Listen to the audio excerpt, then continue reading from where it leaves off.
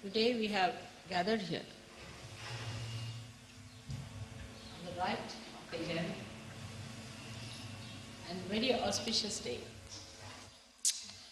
to worship Shri Ganesh. Shri Ganesha is the first deity that was created so that the whole universe is filled with auspiciousness, with peace, bliss, and spirituality.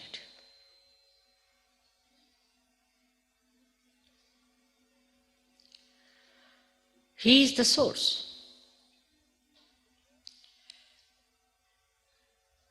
He is the source of spirituality. As a result of that, all other things follow. Like when it rains and is windy, you feel the coolness in the atmosphere. In the same way, when Shri Ganesha emits his power,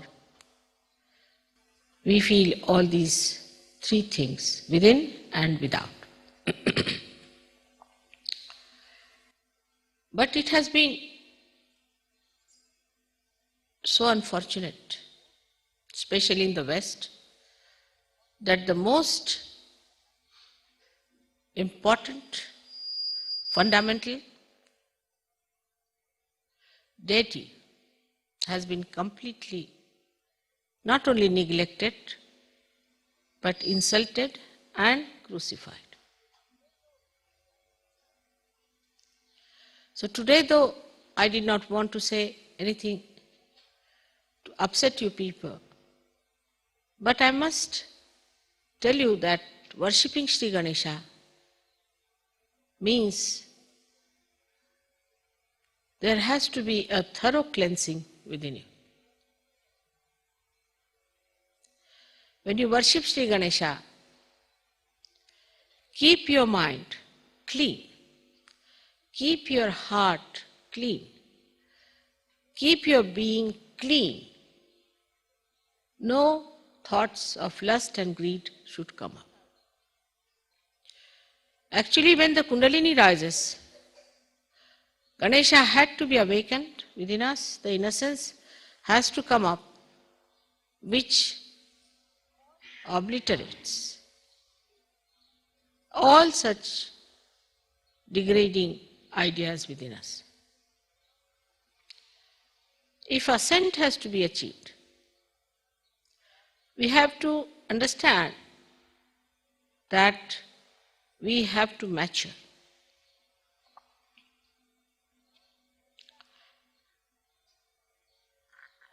People are sick now. All over the Western life, one feels they are sick. Sick because they have never recognized Shri Ganesh. If one Freud came, that doesn't mean that you should accept him. But you did. As if it was such an important thing to be done. There was nothing more important than that.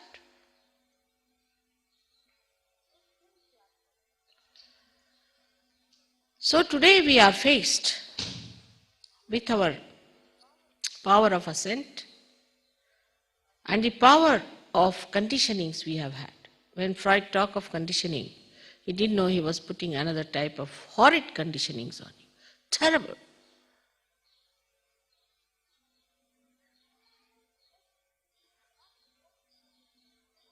Sex is not important for human beings at all.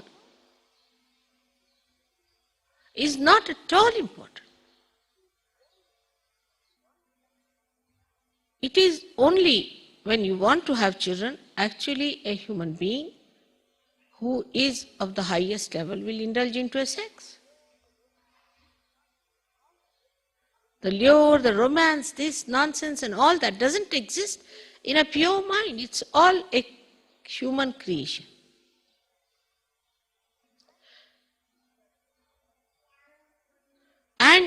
this servility one has to that is so much surprising. It comes from a very low grading within us. It comes from the low-graded human beings.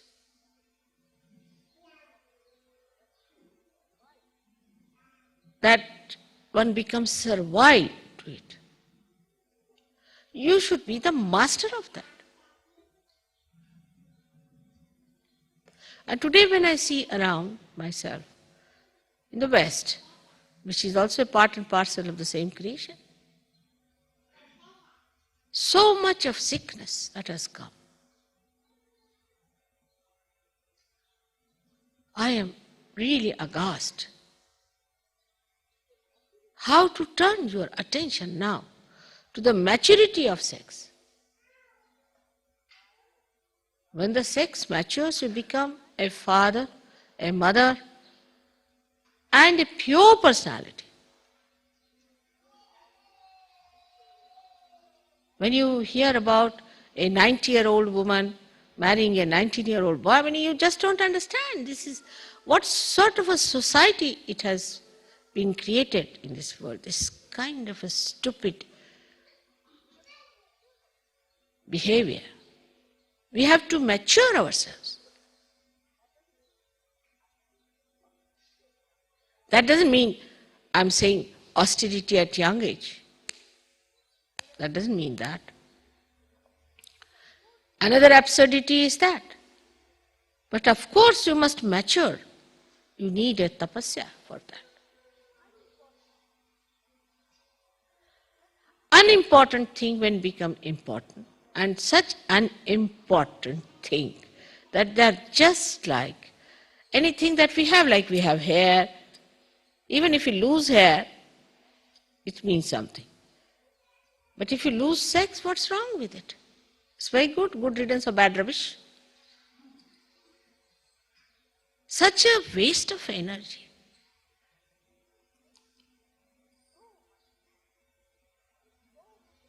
So much interest, so much of our precious attention, so much of auspiciousness spent in this kind of a nonsensical thing. So to worship Ganesha, one has to understand we have to mature. Maturity has to come within us. We have to go deeper within ourselves. Our attention has to go deeper within ourselves, spontaneously. How do we achieve the depth if we are still like worms?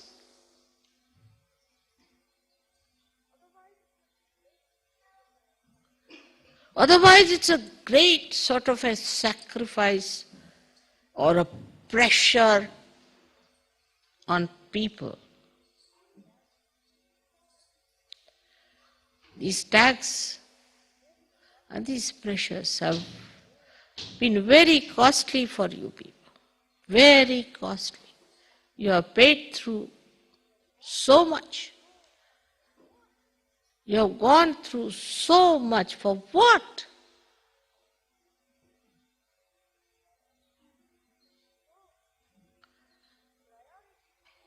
So, the priorities have to change if Shri Ganesha is to be worshipped. What are we worshipping today is the innocence within us. We are worshipping that is auspicious, which is innocent. Innocence which is deep down within us, that's our character, that's our nature, that's what we are born with, is the basic of this whole creation, is the essence of this creation. So when matter becomes active, all right, reproduction starts, animal stage comes in, Then comes the stage of human beings who are primitive. Then comes the stage where human beings are developed. Not the way what we understand of the developed world. Horrible. I'll never call them developed by any chance at all. What is development is not outside. What is the within development one has to see. What have we grown inside? What have we got inside ourselves? Anything that grows big is plastic of that kind. The one which hasn't got any inner power grown. Say for example, I give you a mango, I said, all right, now you eat it. And you see it just has the cover and nothing inside it. What will you eat? Will you eat that plastic? Anything that grown like that is plastic, is dead. What is the substance inside? Let's see. What is our substance within ourselves? This is what Christ preached. Morality point. So important for him it was. Because after dharma, which was a balance, where of course morality is very important, but it was necessary for Christ to talk of the innate, deeper morality, which is a part and parcel of our being. It is not just taught or told or frightened because there's a fear of God and wrath of God. But it should be your own innate light. That's why Christ talked about it. And the same Christ was used to demolish innocence.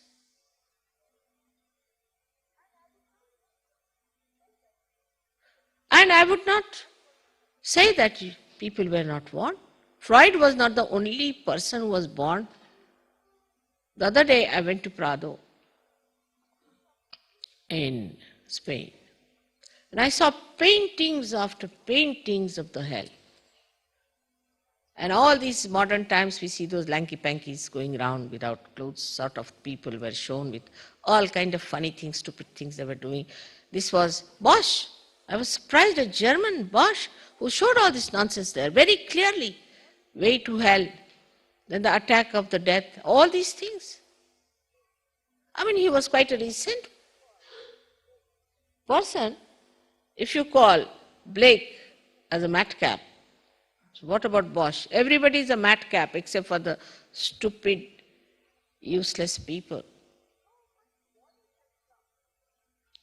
So much warning has come for us. For example, we can say, since long, we know about hell. But Mahavira, of all the persons, wrote so clearly about hell. This is hell.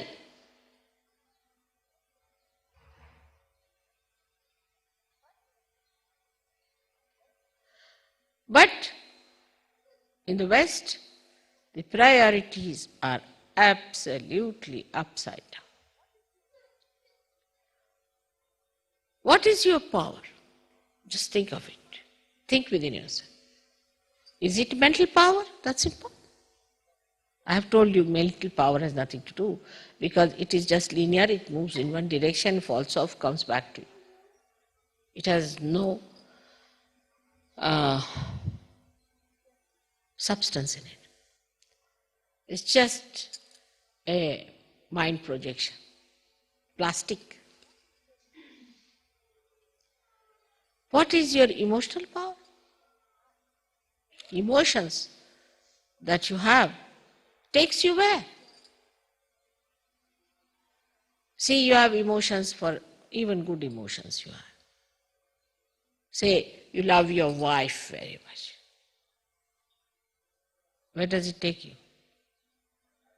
There was a poet called Tulsidasa who loved his wife very much.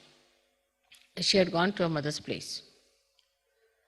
So he couldn't bear it and went to see her, and he climbed over to her balcony. And she got a fright. She said, "How did you climb?" He said, "You had put a rope there." She said, "No." They saw it was a big snake hanging.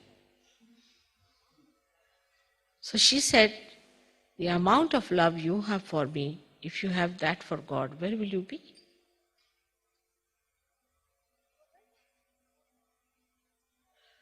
So where does these emotions take you?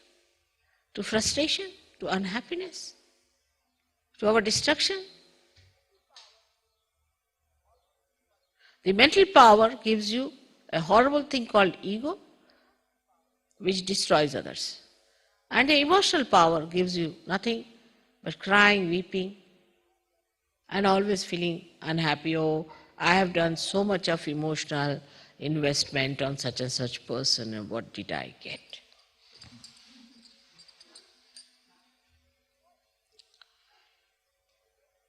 So it is not absolute, it's relative. Mentally you are zero if you cannot destroy others. Emotionally you are zero because you cannot overpower people with your emotions.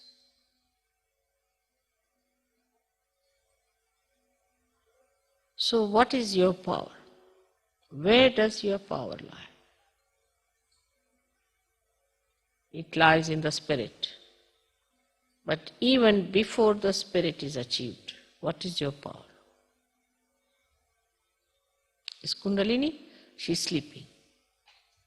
Then what is your power? Is your chastity.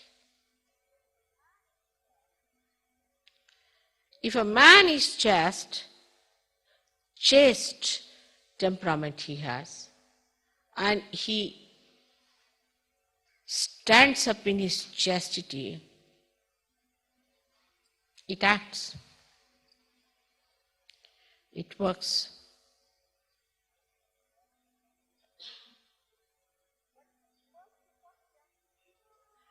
But first of all, chastity pays dividend in your good health.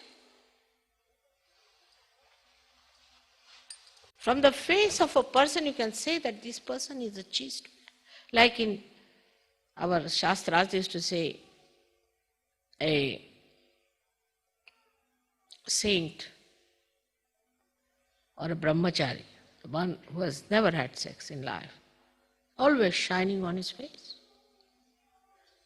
And as we say that the greatest brahmachari was Shri Krishna, who has so many wives.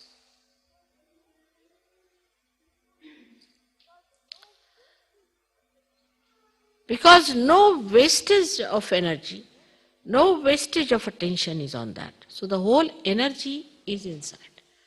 I will say today as I was coming by car, it was raining, it was windy, it was very cold, but we were in the car. Nothing affected us because we were quite warm inside the car ourselves. We passed through everything, nothing touched us, nothing bothered us. We came away, everything fine. How? Because we kept to our own vehicle. And the vehicle we have is our chastity.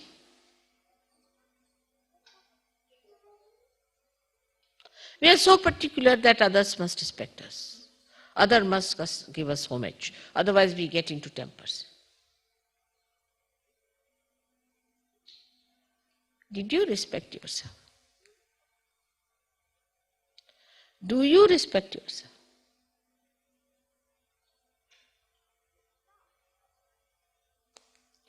It sounds sometimes to people in the West that Mother is very trying to preach about Indian culture.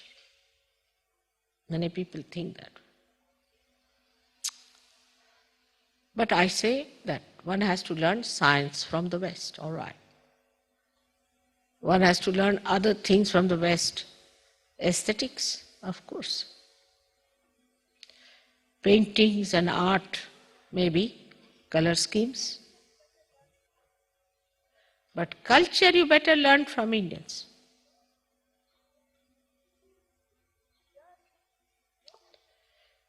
There's dearth of culture, no culture at all, I find. What is this culture where a woman is supposed to expose her body? It's a prostitute's culture. Simple as that. Face it up.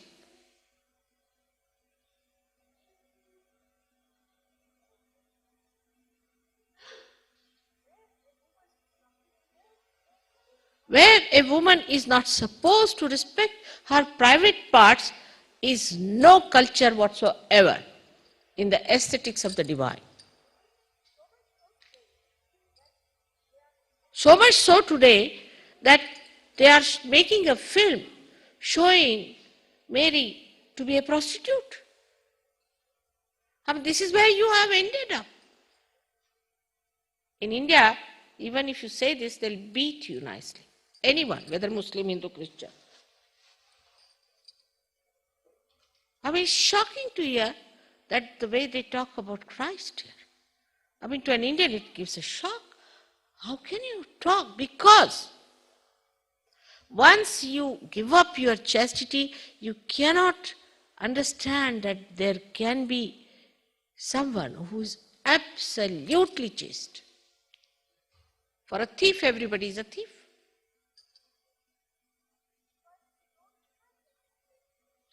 Because you don't have that respect for your chastity, you cannot imagine what Christ could have been. You cannot imagine, you cannot accept.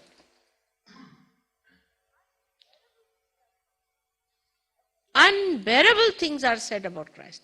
I tell you, unbearable. I don't know. I have faced his crucifixion, which was unbearable as it was. But this kind of a thing you say about somebody, to an Indian woman, if you pass such a remark, to an Indian ordinary woman, she would commit suicide.